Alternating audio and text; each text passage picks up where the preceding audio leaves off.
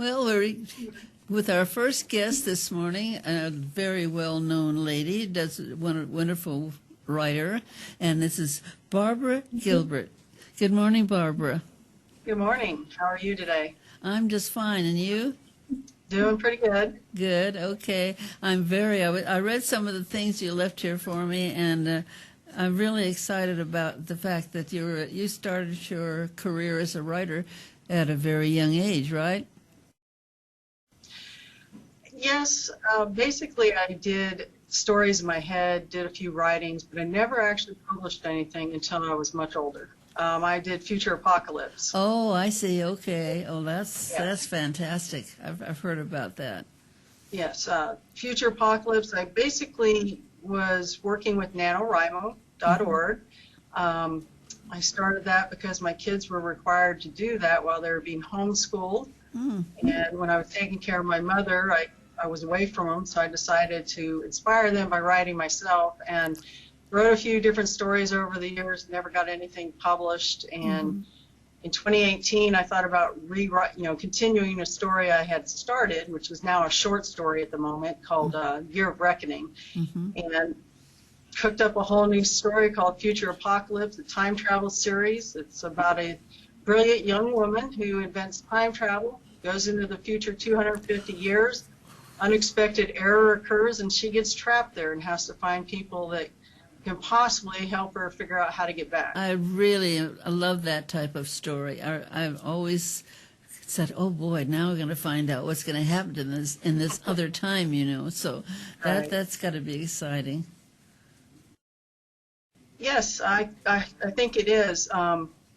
The first book kind of starts out with her having to get enough money to actually do her time travel project. She experimented with when she was young. So she created a bionics company to replace missing limbs of veterans and active duty military and the public so that they could live a normal life. And so by that company, she was able to make the money to do this secret time travel project. Wow, well that's a good way because she's doing good either way, so whichever way she goes. So what got you actually starting write this particular part two? Well, technically when I finished NaNoWriMo and actually won it, I decided nobody would really know, so why not publish it? So I had to finish it. I had to finish the middle chapters and a couple end pages. And as I was trying to finish it, I decided that I probably couldn't get it all in one book. I'm a disabled veteran, so it's really hard for me to do a lot of this. And so I decided to split it into 3 parts. And so that is why part 2 is considered what the title is, Future Apocalypse, Journey to the City of Technology, because she finds out in book 1 that there is the possibility of a city that came up from out of the ashes where scientists are there. And so she's hoping that if she can get there, that they might be able to help her.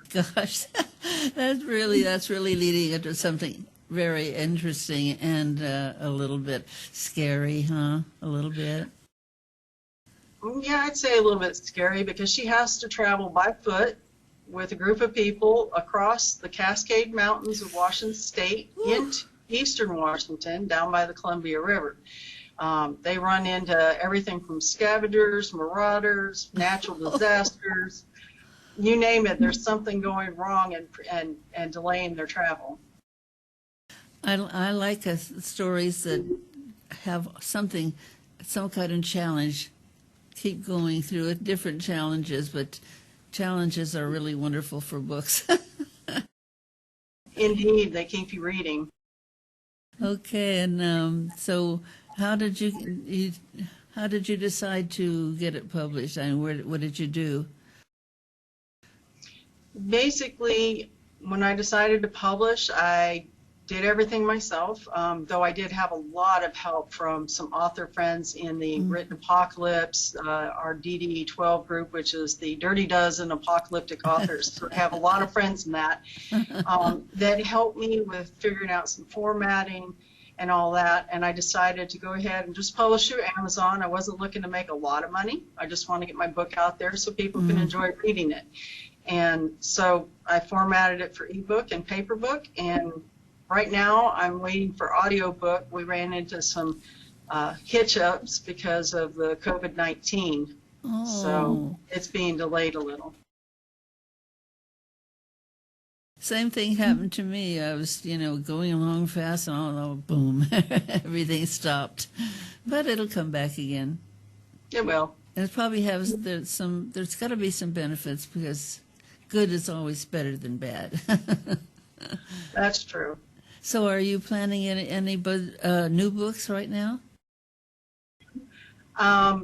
Like I said, I will do book 3, which is Homeward Bound.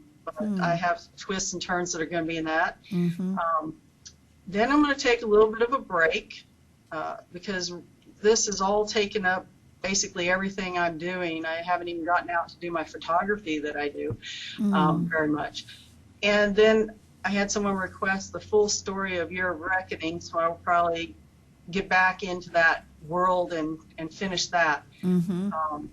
If I decide to do another book after that, it definitely will be one I started in that NaNoWriMo with my children. And it's viral based. So I think waiting on that one might be a good idea. I have a children's book out right now, so it's exciting to see what happens. People keep calling and want to help you, and then you got to pay $1,000. Right. You had to be very careful of that when you're a writer. It's really, they make it sound so wonderful, and there's no proof if they do anything at all, really. That's true. And usually if it's a publisher, the publishers usually cover all the costs, and so it's not a valid publisher if they're asking for money up front. But there's not very many publishers as there are the other guys. Exactly. Yeah, good. Right. Well, Yeah, I was really fortunate. My author friends from the DD12 group helped me find an editor and a cover designer. And wow. So Christian Bentulin from the Philippines does my covers, and he does them for famous authors like Mike Krause, and many other authors right now. I can't remember them all right now.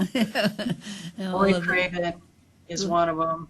Kyla Stone, I think, has had done. And another author's getting ready to look him up and possibly use his skills. That's somebody who would not be easy to find unless you were in a group like that. So it's nice to be in a group.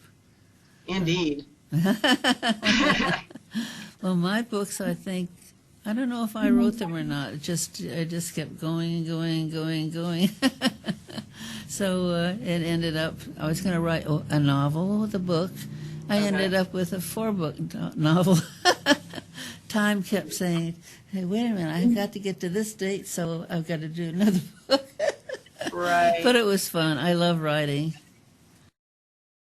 I have a weird feeling that, for one night I have trouble going to sleep, and one night I wrote an entire prequel to Future Apocalypse in my head. So there is a chance that there will be a prequel book to it, and you never know if people demand another book to see what really is going on, depending on how book 3 ends. Yeah. I'd be writing another one in that series. Good. It's I think series are going to come up more than they did in the past. I think people would like something that they could keep reading on the same people. Right. So that's what I like about writing. Most of my life I didn't do writing. I did my acting.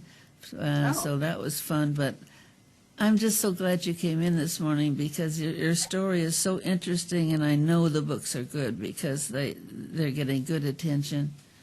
And so I'm wishing you all the success you can possibly have.